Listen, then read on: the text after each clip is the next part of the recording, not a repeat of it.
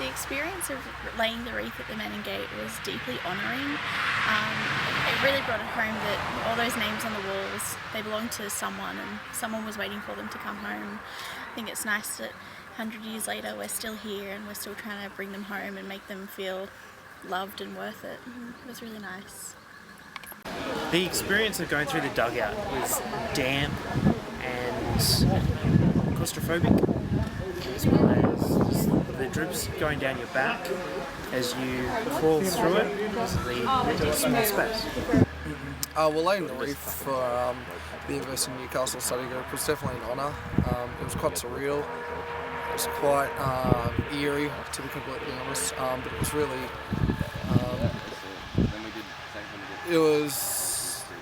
words can't describe the way that you felt to be part of something that big, and just to be able to be part of a group that remembers and commemorates. So an experience that I had that was really sort of mind-blowing was being down at Passchendaele Museum. We went down to the trench replicas, but I didn't realise they were actually the real trenches that had just been reconstructed, so that was amazing. And something that was very striking was the short distance between the two different sides. So the Germans were here, and then 50 metres, maybe even less, was the other people. So that was really confronting.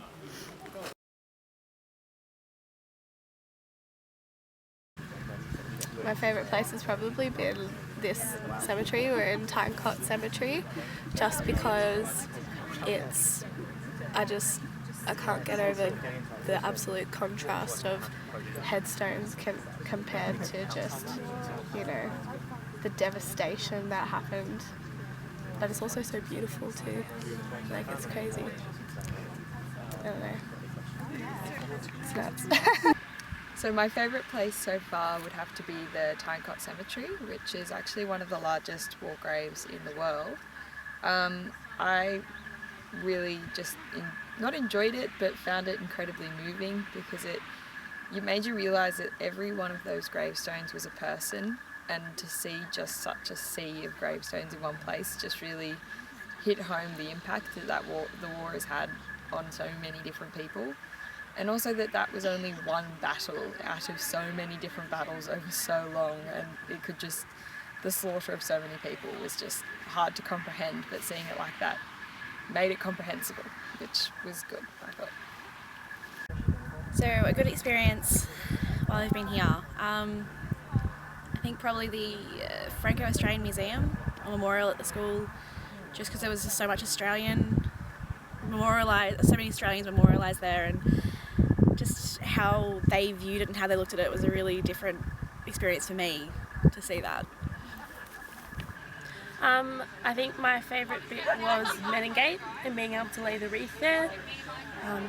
It was such an amazing, powerful, moving experience, and I just don't think anything else can compare. I mean, the whole trip is great and I love it, and it's so interesting to see everything. Yeah, that was definitely my favourite so far.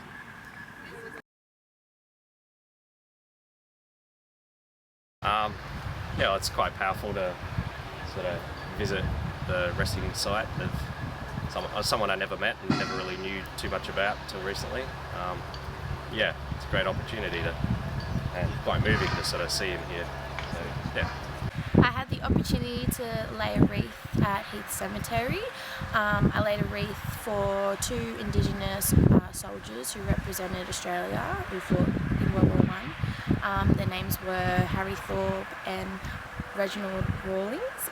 I felt really warm and honoured to represent all Indigenous Australians back at home. Yeah, it was a very emotional time. Unfortunately, I'm not related to them, but I'm a Torres Strait Islander, but having the opportunity to do that was amazing. Yeah.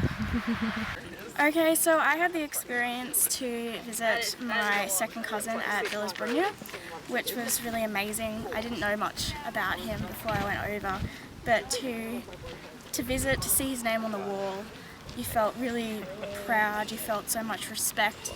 It was an experience within itself, and I feel like I have a much deeper connection with him now, and it's really great to have done this. Thank you.